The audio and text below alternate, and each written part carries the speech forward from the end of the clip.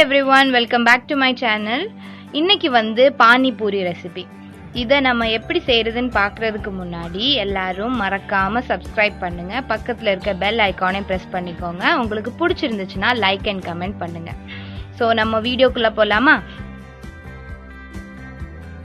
So first வந்து நம்ம பூரிக்கான மாவு பிசைஞ்சு வைக்கணும். என்னோட கேமரா ஆஃப் ஆகி போனதுனால நான் உங்களுக்கு மெஷர்மெண்ட் மட்டும் சொல்கிறேன்.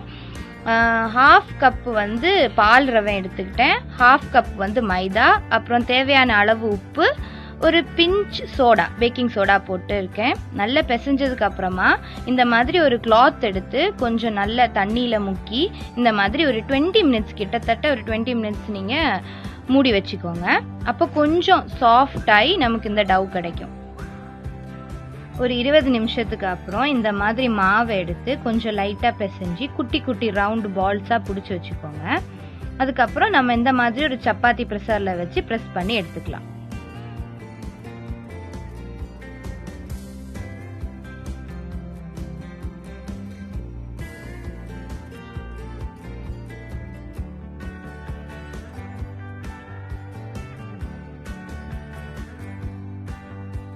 இப்போ நாம் அதை ஃப்ரை பண்ணி எடுத்துக்கலாம்.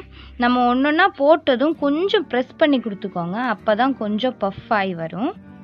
ஸோ இப்படி நம்ம எல்லாத்தையுமே வந்து ஃப்ரை பண்ணி எடுத்து மாற்றி வைக்கலாம்.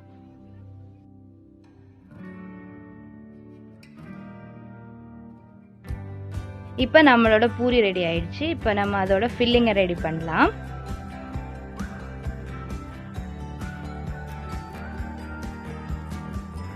இப்போ நான் வந்து புளி சட்னி பண்ண போகிறேன்.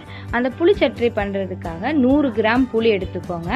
அப்புறம் ஹாட் பாயிலிங் வாட்டர் ஊற்றி ஒரு 30 மினிட்ஸ் கிட்ட நம்ம வந்து ஊற வைக்கலாம்.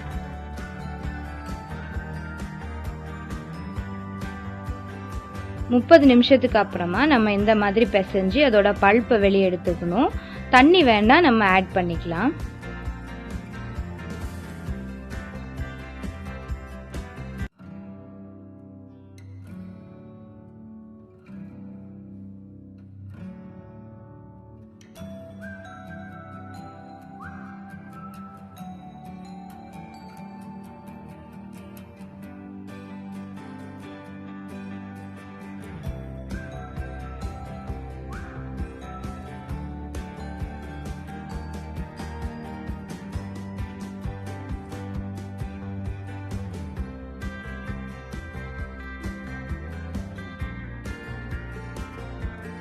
இப்போ நாம் வந்து இந்த புளி தண்ணியை வந்து இந்த மாதிரி ஒரு கடாயில் ஊற்றிக்கலாம்.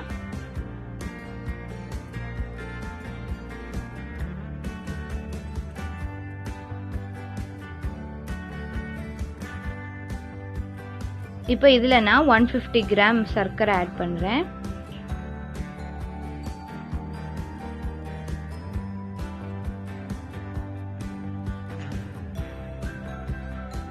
லைட்டாக ஒரு கொதி வந்ததும் நம்ம அதில் 2 டேபிள் ஸ்பூன் மிளகு பொடி போட்டுக்கலாம்.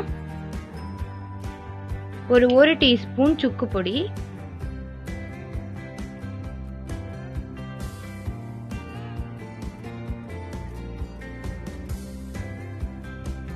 தேவையான அளவு உப்பு, அப்புறம் ஒரு 1 டேபிள் ஸ்பூன் பெருஞ்சீரக பொடி.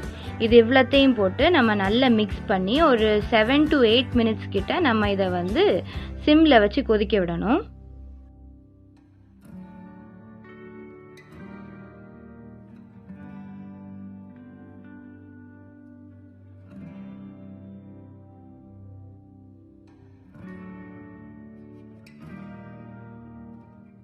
இப்போ பாருங்கள், நம்மளோட சட்னி ரெடி ஆயிடுச்சு. இந்த கன்சிஸ்டன்சி வந்ததும் நம்ம ஸ்டவ் ஆஃப் பண்ணிடலாம். இன்னொரு பவுலில் ட்ரான்ஸ்ஃபர் பண்ணி வச்சிடலாம்.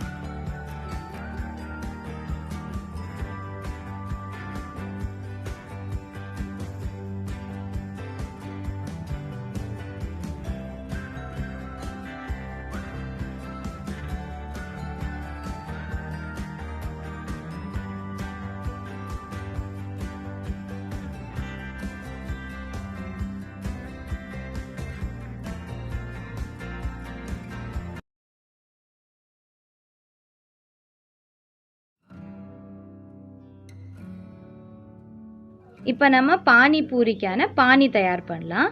அதுக்கு ஒரு கை ஃபுல்லாக மல்லி இலையும் அப்புறம் ஒரு பாதி கை அளவு புதினா இலையும் போட்டு ஒரு 3 to 4 பச்சை மிளகு அப்புறம் கொஞ்சம் இஞ்சி இது இவ்வளோத்தையும் போட்டு நம்ம நல்லா கிரைண்ட் பண்ணிக்கலாம்.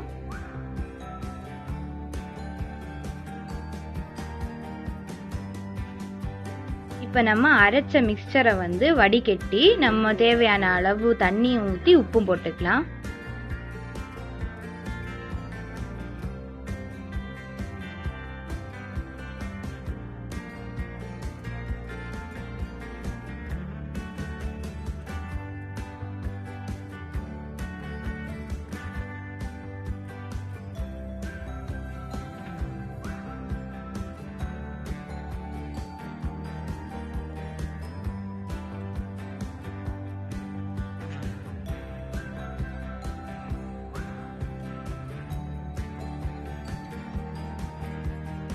இப்போ நம்ம டேஸ்ட்டுக்காக கொஞ்சம் லெமன் ஜூஸ் ஊற்றிக்கலாம்.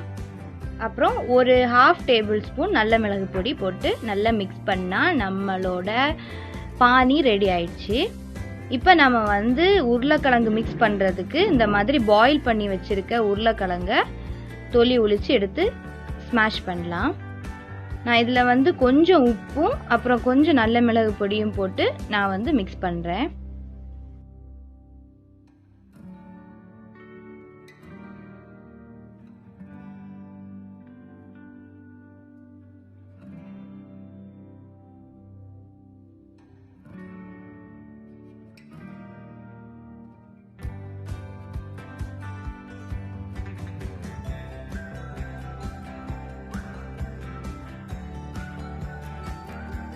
இப்போ நம்மளோட ஃபில்லிங்ஸ் எல்லாம் ரெடி ஆயிடுச்சு.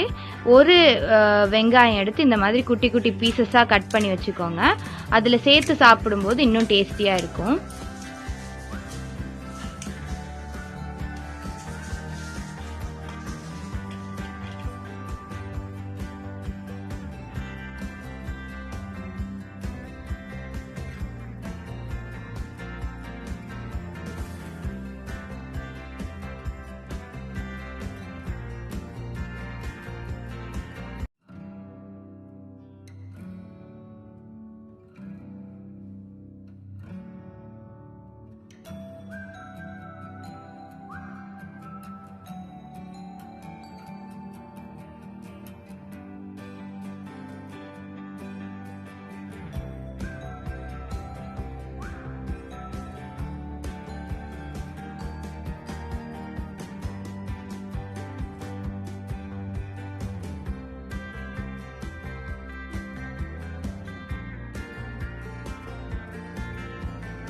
ஸோ அவ்வளோதான் ஃப்ரெண்ட்ஸ், நம்மளோட கிறிஸ்பியான பானிபூரி ரெடி ஆயிடுச்சு.